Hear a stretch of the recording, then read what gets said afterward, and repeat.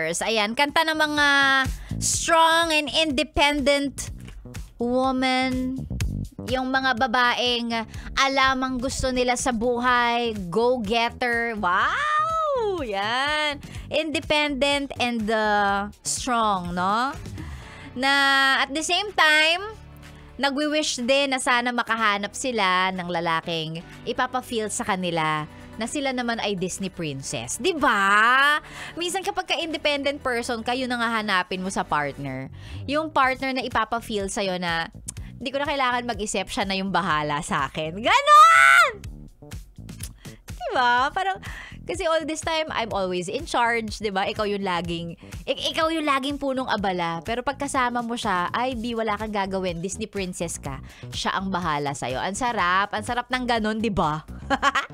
Ay nako, magandang umaga, Sexy Megan po ang inyong kasama. Welcome back sa radio show ninyong walang title, pero may magandang DJ na maraming hanash sa buhay. Marami daw reklamo, pero yung mga sinasabi ko naman real talk lang, ganun. Charot. Sexy Megan po ito. And yes, by the way, again, naka-live pa rin tayo. Grabe, isang oras na nga. Isang oras na nga ata, naka-live pa rin tayo sa TikTok. May naghahanap na nga nasan po yung yellow basket? Susubukan natin next time. Magla-live selling tayo dito sa TikTok. Mukhang maraming pera yung mga nasa TikTok naghahanap ng yellow basket.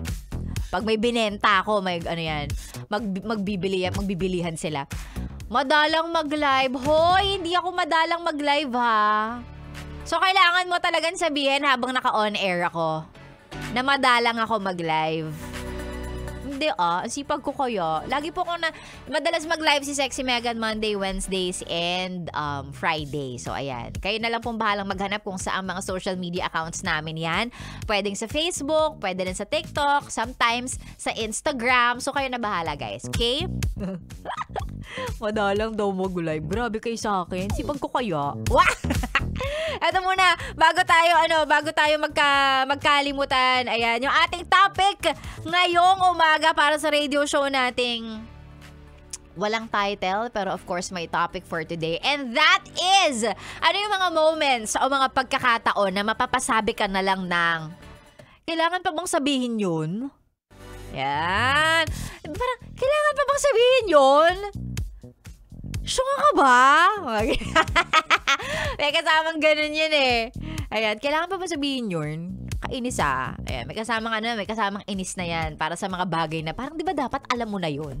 Dapat alam mo na yun Common sense yan Mga ganun. Mga ganyang hirit.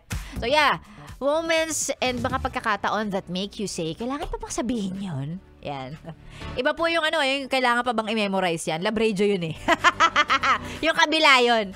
Ayan. Yung tinatanong ko, yung kailangan pa bang sabihin yun? Yan. Ayan. I-comment lang po or i-message sa ating Facebook page, that's Yes The Best Manila. Or mas maganda sa page ko na lang, Sexy Megan. Hanapin nyo lang and then send those messages. Mamaya, babasahin natin yan. Moments or mga pagkakataon that make you say, kailangan pa bang sabihin yan? Ba yan? May kasamang ganun pa yan. So yan, isend nyo lang and then later on babasahin po ni Sexy Megan yan. Magkakasama pa rin tayo all the way until 9 a.m. Ngayong beautiful Wednesday morning dito lang sa stasyong nakakayang nakaka-fresh 101.1. Yes, the best. Here's Bruno Mars at ang kaniyang kanta na naniniwala ako hindi mo pwedeng gawin kung ano yung sinasabi sa kanta niya dito sa Pilipinas. Sige nga! Yes!